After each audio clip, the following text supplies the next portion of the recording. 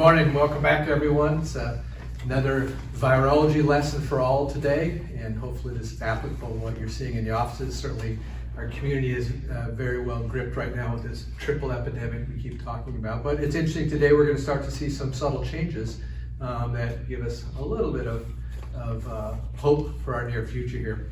So let's go ahead and start off with our first slide, as we traditionally do, with the epidemiology of COVID cases that are collected within the Sutter network in our lab. And interestingly, while this is a week behind, they'll have a new one coming out shortly, it's taken a drop.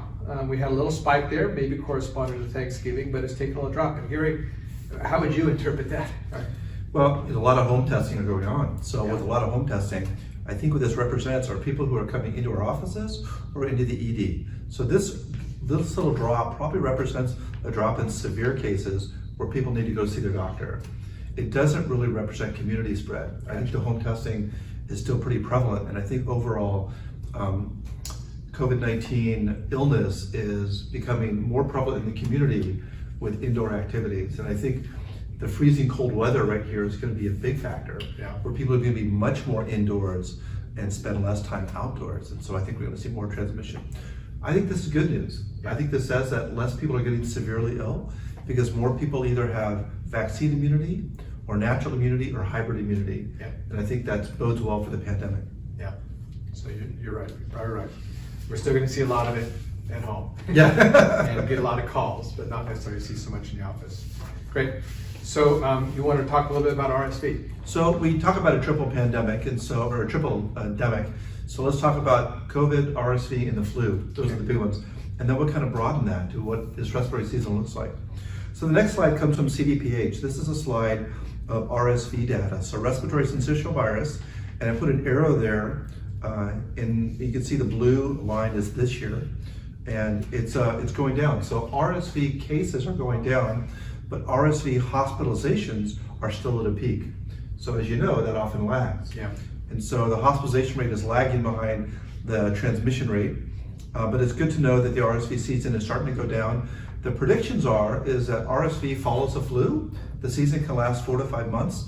There could be a long tail. And so we'll see if that happens with RSV. Now, I want to put to the second slide, the second part of this slide, to the right, just to show that even though our RSV admissions are at a peak, so far in California, there's been 28 RSV-related deaths. And to the right there, I put a pillar or a column showing that 22 of those 28 deaths are in people over 65. We talked about that last time. So I think kids are more likely to get hospitalized. They bounce back, but I think the very frail elderly, when they get hospitalized, often don't survive RSV. So that's the RSV season. The overall trend looks encouraging. We hope the hospitalizations follow, but time will tell. Well, I mean, we're heading into the holidays, right? And so as people crowd for travel and people crowd for Christmas, I mean, every time we crowd with people, we increase transmission. But as soon as people fly across the country, that's the biggest element of mixing, I think, that happens, because people from other bubbles in other parts of the country mix at the holiday seasons, and of course they're happy to see one another, they're hugging, they're sharing meals, and I think we're going to see another bump in transmission. How about influenza? So the next slide is influenza, and again, this is good news. I think we're just seeing a peak of the influenza season. Now the swabs are still at 30%, so we're down from 35% to 30% swabs for influenza, which is still pretty high, but at least we're maybe turning the corner on influenza. It's still predominantly H3N2, the vast majority. There's a little bit of H1N1, not much B at all. And our season seems to be mirroring what happened in Australia. Gary, you know, we're so accustomed to, at least we've seen many times, these late flu peaks in January, February. How often do you see a bimodal distribution where you get a peak like this and then it does it again later? Yeah, so a bimodal season is much more likely to happen when you start with an early flu season, because you give all this time for another flu strain to come up, whether it's H1N1 or whether it's one of the B strains. So in the earlier the flu season, the greater the chance for a bimodal season, but no one can predict it. I think it kind of depends on how careful people are. But this is an early flu season. It is an early flu season, and in other parts of the world, H1N1 is predominant. So people from those parts of the world, I think India is having H1N1 year. If people travel back and forth from countries with other circulating viruses, we'll see another strain come up. Okay. Thanks. So the next one just kind of shows you what's happening in the country. This is kind of the hot spots. And as you can see, yellow is moderate, red, not so great, maroon, getting worse, and purple, very bad. So we're in the maroon section there. So California activity is certainly high to very high, but not super high. And I expect this is not going to get better in the next few weeks. It may peak. I don't think it's going to get worse, but I don't think it's going to get better for a while with Christmas around the corner. So I wanted to do something a little bit different, Gary, if that's okay with you today. I wanted to kind of take a little bit of step back and just do a little bit of tutorial on viruses. And I think this is kind of interesting.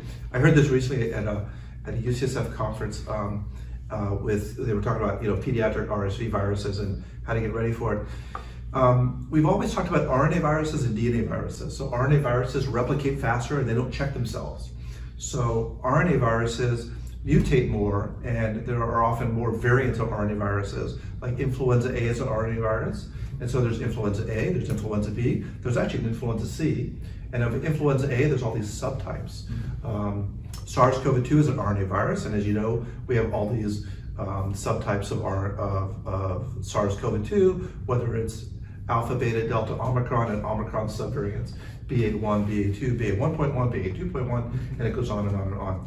But I thought it was also interesting to know that some viruses, whether they're RNA or DNA, they can be enveloped or non-enveloped. So let me show this slide. The next slide has a little cartoon at the bottom. An envelope virus has a lipid layer around it, a fatty layer around it. It's a bilayer. And the non-envelope virus don't have that. Now you would think intuitively, okay, if it has an extra coat, it's more protected. But it's actually counterintuitive. The bilipid layer helps the virus in the host, but it doesn't help the virus in the environment. So if you have an envelope virus like flu, flu, parainfluenza virus, some of the other respiratory viruses, those viruses are enveloped, but they don't do well in the environment. An envelope virus doesn't survive well. It's more fragile to heat, it's more fragile to drying, and so it's not going to be as much on doorknobs, as much on tables. And so that's why we see a seasonality. You have to crowd people together Direct contact to get direct transmission. A non-envelope virus, and the three big ones are rhinovirus, adenovirus, and rotavirus. And as you know, when there's a rotavirus outbreak in a school, it's everywhere because everyone's touching the doorknobs. So non-envelope viruses actually just have the capsid, but they're hardier in the environment counterintuitively. And that kind of portrays what happens in the season. So now I'm going to show you the next slide. The next slide, I showed this last time, but I want to go over a little bit.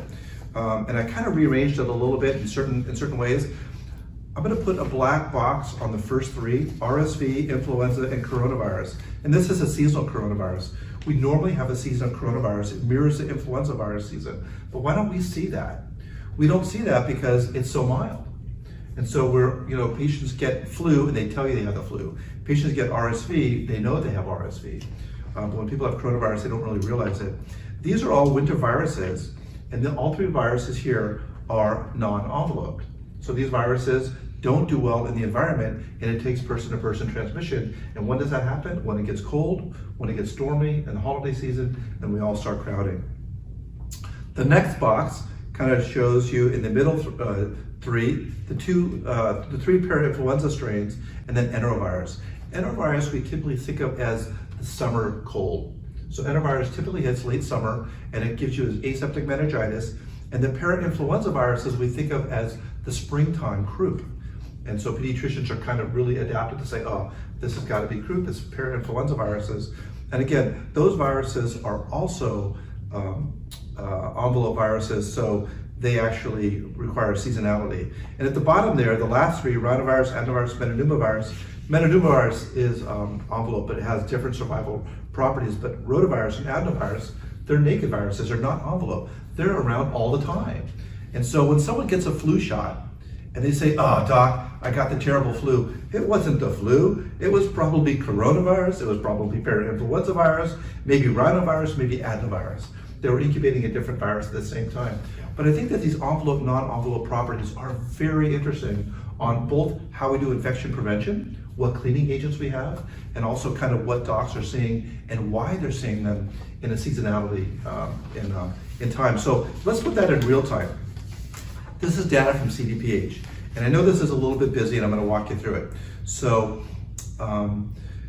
this is what's happening right now in California with the season, and as you can see, influenza and rhinovirus and RSV are the top three there. But let me put 2 lines on the first one. I want to just point out influenza virus, and I want to point out RSV. They're really high right now. They're at tremendously high levels. Above 30% is tremendous viral transmission for influenza, and RSV just dropped down from 20% to 10%, but that's still a pretty big season. Now, I'm going to put another arrow on parainfluenza virus. Parainfluenza virus is right behind RSV. We shouldn't be seeing parainfluenza right now. The world's a little bit upside down. Parainfluenza virus should come in the springtime, and we're seeing parainfluenza virus throughout the summer into the fall, which is very unusual. It kind of speaks to how this is really an unusual time with public health measures. And then I'm going to put one more arrow there on SARS-CoV-2, and SARS-CoV-2 is going up. So the first slide we showed, the center slide, was a little dip in SARS-CoV-2. That's because that represents those coming in to see us because they have more severe illness. So that's illness-driven SARS-CoV-2. But if you look at all SARS-CoV-2 transmission, it's going up in the country. And part of the properties that are going up are public health properties. And part of the properties of viral transmission is really whether they're envelope, they're non-envelope, and whether their RNA virus is mutating all the time. So all of those viral dynamics go into what's happening with the season. That's why when you watch the news and people say, hey, what's going on in the season? How are things going to happen? What do we need to do? There are so many variables driving a respiratory season. Yeah. It's really hard to predict that. But I just find this absolutely fascinating as part of our history right now. Given this continued rise in COVID and going to typical winter escalation, do you anticipate there'll be any masking regulations coming back? I mean, clearly we know that vaccines and masking are helpful on an individual basis. Do you think the public health department, has there any rumors about any changes? That's a really good question. And I actually have spoken to a couple of folks at public health, including Sadari Mays. I think most public health officials are afraid to do anything with masking. And I think you mentioned this earlier, that affects economics. Yeah. And so that's going to be a political nightmare.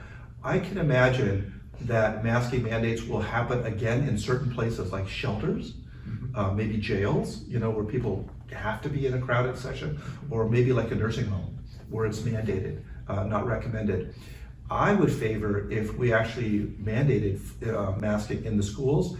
I don't think that's going to happen. I think there's going to be too much pushback from that. And like during RSV season, that could also trickle into hospitalization rates and fatalities in kids. So I think the masking might be happening in vulnerable populations, not in the general public. I think what's going to happen is that you're going to hear these strong recommendation statements from public health officials about masking, and Dr. Mays is doing that already. So I do think that more masking during the flu season is going to be a really smart thing to do. I know in our ERs, man, those guys are never taking off their masks. They're having such a great time not getting ill during the last couple of years, so I think that's going to be really good. So the public health departments have learned to choose their battle. But still, it's an individual decision. I know I'm wearing my mask a little bit more than I used to. Right. I was at the Warriors game, I wore a mask, sharing the game with 15,000 others. Yeah. Okay. And then we've actually added this section in the last couple of times called In the News. In the news are things you might be hearing, patients may call you about, but there's nothing for you to really worry about or have to do in your clinic setting. The first thing is, what about the Ebola virus outbreak in Uganda? It's over. So it's coming to a close, and that's really good. And that took a Herculean effort from the World Health Organization. That was really a dangerous thing in Africa, but it did become a worldwide problem. If you're reading about this in the news, there is a measles outbreak in Ohio, 74 cases, 26 hospitalizations, no fatalities yet. Many more cases are expected. This is an unvaccinated population. And what's really kind of sad about this, despite the outbreak and despite the public health efforts, they're not seeing an uptick in vaccination rates. So it's not like people are rushing in to get vaccinated. People are sort of digging in their heels saying, I'm not sure if I believe in vaccination. So it would be tragic to see a pediatric case die in that region. And then the other thing is that there's going to be very likely an RSV vaccine next year. So Pfizer has been making and putting out some data that looks really good for respiratory syncytial virus vaccine next year. And the data looks good in pediatrics, in kids, in adults, and in pregnancy. So I think that's really interesting. So we could be adding to our ammunition of more vaccines on a universal scale then. You could make an argument perhaps for kids age 65 RSV. It's interesting because we're only talking about RSV because, as you pointed out in the last meeting, we have a test for it now. But Right. 5 years ago, a vaccine for RSV would have been unheard of. Yeah. I guess, so the push will probably come from whom? The manufacturer? Well, you have to ask, whose hat are you wearing? Yeah. If I was a CEO for Pfizer, I'd be all over this. Yeah. Vaccinate the whole country. Vaccinate your pet. Yeah. Imagine how much vaccine you'd sell on that. But I really think that, just like influenza, kids are the vector of RSV. Kids drive this virus, and they drive transmission of this, just like it does with influenza. So I think children should be clearly the target for RSV vaccine. I think the very frail elderly might be also, Yeah. like in nursing homes, but will it be a universal vaccine as necessary, like the influenza vaccine? I'm not really sure. I guess that'll come down to ultimately the U.S. Preventative Task Force kind Right. of determines that for the nation. Yeah, it'll be interesting to see how the FDA weighs in it, how the CDC does, and then the Preventative Task Force will be very important Yeah. to know how we should proceed with that. The data looks good, safety data looks incredible. Doesn't mean it's for everyone, and we'll see what happens. Yeah, good. Thanks for that. That's all we have today, folks. Hopefully this has been knowledge that is well used and clinically applied and can help you out in the office. So thanks and have a good holidays.